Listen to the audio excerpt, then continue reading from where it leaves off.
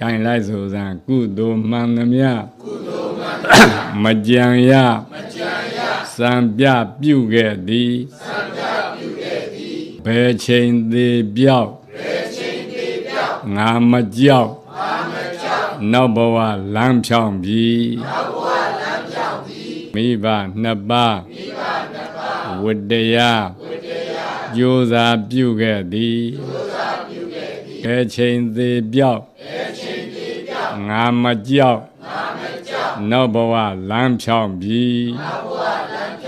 ကိုယ်ကုသိုလ်ကကိုယ်ဘဝမုတ်ချမြင့်အောင်မြင့်လိမ့်မည်ဘယ်ကုသိုလ်တရားဖြစ်တော်တန်ရှင်းတဲ့ဖြစ်နေတဲ့အချိန်ကမှလည်းကုသိုလ်ကတန်တန်ချင်းချင်းလောဘဒေါသမောဟစတဲ့အကုသိုလ်တွေနဲ့လုံးဝမရောတော့ဘူးဟုတ်လားဖြစ်တော်တန်ရှင်းအပြစ်ကင်း၍တဲ့ကောင်းခြင်းဒုက္ခအကျိုးရကုသလဟုခေါ်တဲ့ဟုတ်လားခိုင်လိုက်ဆိုစမ်းဖြစ်တော်တန်ရှင်းအပြစ်ကင်း၍ကောင်းခြင်းဒုက္ခအကျိုးရကုသလဟုခေါ်